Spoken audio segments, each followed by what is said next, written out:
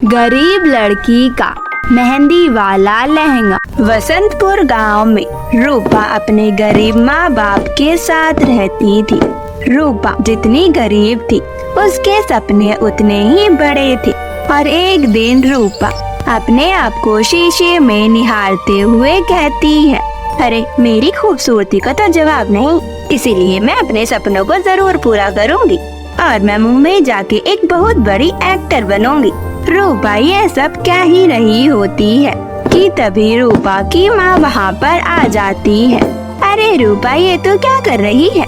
पूरे दिन तू अपना चेहरा शीशे में देखती रहती है, क्या तुझे इसके अलावा और कोई काम नहीं है क्या?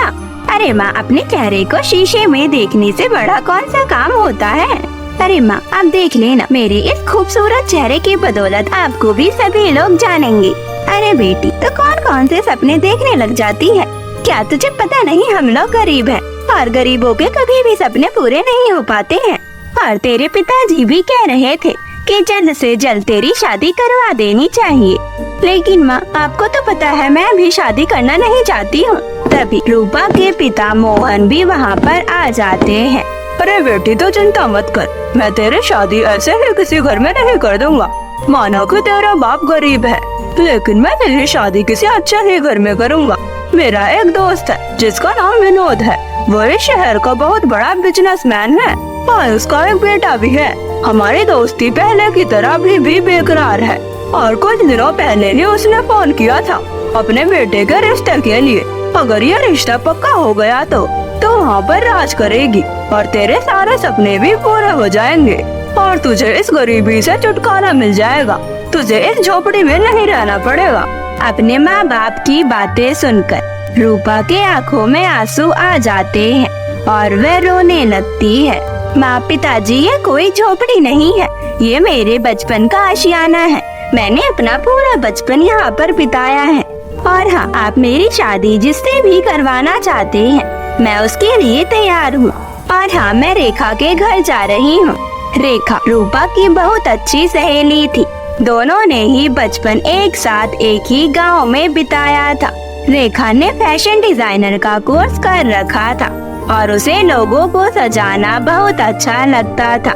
रूपा को सजना अच्छा लगता था, इसलिए दोनों की बहुत अच्छे से जमती थी और दोनों एक बहुत अच्छी सहेलियां भी थी।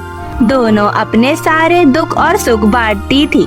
रूपा रेखा के घर जाती है और उससे कहती है, अरे रूपा, तुझे पता ही है ना कि मैं मुंबई जाकर एक बहुत बड़ी एक्टर बनना चाहती थी, लेकिन लगता है ये सपना पूरा नहीं हो पाएगा। मेरे माता पिता मेरी शादी करवा रहे हैं। अरे ये तो क्या कह रही है? तूने वह ड्रेस कितनी मुसीबतों से खरीदी थी। हाँ, वह ड्रेस मैंने बहुत ही मेहनत से खरीदी थी, लेकिन लगता है कि मैं वह ड्रेस कभी भी नहीं पहन पाऊंगी। मेरा सपना था कि मैं किसी फैशन शो में उस ड्रेस को पहनूं, लेकिन अब ऐसा नहीं हो पाएगा। तभी रूपा की नजर एक एडवर्टीजमेंट पेपर पे पड़ती है और वह उसे उठाकर कहती है, अरे रेखा, ये क्या है? अरे ये दिखाने के लिए मैं तुम्हारे ही घर आ रही थी, लेकिन मैं तुम्हारी बातों में भूल गई। तुम्हें पता है हमारे गांव में भी एक फैशन शो होने वाला है, क्यों ना तुम इसमें हिस्सा लो और अपनी वह ड्रेस पहनो, इससे तुम्हारा सपना भी पूरा हो जाएगा। पता नहीं तुम शादी के बाद इसे पहन पाओगे कि नहीं। हाँ रेखा, तुम सही कह रही हो, लेकिन ये है कब? अरे ये तो 2 दिन बाद ही है। अरे ये तो बहुत जल्दी है। अरे वो तो ड्रेस अभी फिटिंग भी नहीं हुई है, इतनी जल्दी वह ड्रेस कैसे तैयार होगी? तुम उसकी चिंता मत करो, जाओ अपने घर से वह ड्रेस लेकर आ जाओ, मैं सारा काम कर दूंगी। और वह खुशी खुशी रेखा को अपनी ड्रेस फिटिंग करने के लिए दे देती है। और अगले दिन रूपा छुपते हुए रेखा के घर जाती है। रेखा उसे बहुत अच्छे से तैयार करती है और उसके बाद रूपा वह ड्रेस पहनती है। रूपा उस ड्रेस के पहनने के बाद बहुत ही सुंदर लग रही होती है। वह किसी हीरोइन से कम नहीं लग रही थी। रूपा आज बहुत खुश थी। उसके बाद रूपा उस फैशन शो में जाती है और बहुत ही कॉन्फिडेंस से रन वॉक करती है। वहाँ पर आए सभी लोग रूपा की खूबसूरती को देखकर आकर्षित हो जाते हैं। और सभी उसकी तारीफ करने लगते हैं। उन्हीं में से एक फोटोग्राफर जिसका नाम राहुल होता है, वह रूपा के पास जाता है और उससे कहता है, अरे आपकी ड्रेस तो बहुत सुंदर लग रही है, लगता है आपकी पर्सनल डिजाइनर है। नहीं, ऐसी बात नहीं है। मेरे पास इतने पैसे नहीं हैं जो मैं इतनी महंगी ड्रेस खरीद सकूं। ये ड्रेस तो मैंने अपने गांव की छोटी सी दुकान से खरीदी थी और इस पे मेरी सहेली ने कुछ मोतियों और कुछ फूलों से इस पे डिजाइन कर दिए हैं, तभी ये इतनी सुंदर लग रही है। और आप भी इस ड्रेस में बहुत सुंदर लग रही है। वैसे यहाँ पर तो बहुत सारी मॉडल है, लेकिन आपकी सादगी और सुंदरता के आगे कोई भी टिक नहीं पाएगा। और हाँ, आप ही इस शो की विनर होंगी। और उसके बाद रूपा वह शो जीत जाती है और राहुल को रूपा से प्रेम हो जाता है।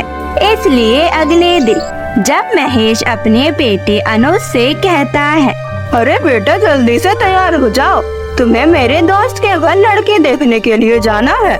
नहीं पिताजी, मुझे कोई लड़की देखने नहीं जाना है, मुझे पहले से ही एक लड़की पसंद आ चुकी है। अरे बेटा तुम वहाँ पर चलो तो सही, वहाँ पर जाने के बाद तुम भले ही मना कर देना। उसके बाद महेश मोहन के घर जाता है। राहुल राखी को देखकर उस रिश्ते के लिए हाँ कर देता है। उसके बाद यह रिश्ता पक्का हो जाता है। राहुल अपनी शादी की तैयारी मुंबई के एक बहुत बड़े रिजॉर्ट में करवाता है, जहाँ पर मुंबई के बहुत ही बड़े बड़े लोग भी आते हैं और रूपा भी लड़कों की तरफ से आए हुए लहंगे को पहनकर तैयार हो रही होती है। रेखा उसे तैयार कर रही थी। रूपा, अब तुम तैयार हो चुकी हो, चलो नीचे चलते हैं। रूपा थोड़ी दूर चलती है कि तभी उसका पैर लाइटों की तारों में फंस जाता है और वह गिर जाती है, जिसकी वजह से रूपा का लहंगा भी फट जाता है। उसका ब्लाउज भी पूरी तरह से फट जाता है। रूपा यह देखकर रोने लगती है। तभी रेखा कहती है, रूपा तुम चिंता मत करो, मैं अभी सब कुछ ठीक कर दूंगी। लेकिन ये सब तुम कैसे करोगी, ये तो फट चुका है। उसके बाद रेखा ब्लाउज को बैकलेस बना देती है, जो कि बहुत ही सुंदर लग रहा था, और फटे हुए जगह पर मेहंदी के डिजाइन बना देती है, जो कि और भी सुंदर लग रहे थे। रूपा भी यह देखकर खुश हो जाती है और कहती है, अरे रेखा तुम्हारी डिजाइन का तो जवाब नहीं, ये तो बहुत सुंदर लग रहे हैं। उसके बाद रूपा नीचे जाती है, जहाँ पर सब उसे देखकर उसकी ही तारीफ करने लगते हैं। उसी पार्टी में एक बहुत बड़े डायरेक्टर भी आए होते हैं, जो कि रूपा की खूबसूरती देखकर खुश हो जाते हैं और उससे कहते हैं, अरे मैं तुम्हारी जैसी ही हीरोइन का इंतजार कर रहा था, जो कि मेरी फिल्म में काम कर सके। तुम मेरी फिल्म के लिए परफेक्ट हो, क्या तुम मेरे साथ काम करोगी? तभी राहुल कहता है, हाँ रूपा तुम इसके लिए हाँ कर दो, तुम्हारी लाइफ तो पूरी बदल जाएगी। ये बहुत बड़े डायरेक्टर हैं। अच्छा रूपा, पहले तुम ये बताओ कि तुम्हारी ये ड्रेस किसने डिजाइन करी है? मुझे भी ऐसे ही डिजाइनर की जरूरत है, जो कि नए नए डिजाइन बना सके। उसके बाद रूपा अपनी दोस्त रेखा के बारे में बताती है, जिसके बारे में सुनकर फिल्म डायरेक्टर बहुत ही खुश हो जाते हैं और वह भी रेखा को अपनी फिल्म के कॉस्ट्यूम के लिए रेखा को रख लेते हैं। रेखा भी बहुत खुश हो गई थी और कुछ ही देर बाद रूपा और राहुल की शादी हो जाती है। और शादी होने के बाद रूपा फिल्मों में काम करने लगती है। रेखा भी एक बहुत बड़ी फैशन डिजाइनर बन जाती है। दोनों सहेलियों की अब जिंदगी बदल जाती है। दोनों के पास खूब पैसा होता है। वह दोनों एक अच्छी जिंदगी जीने लगती हैं।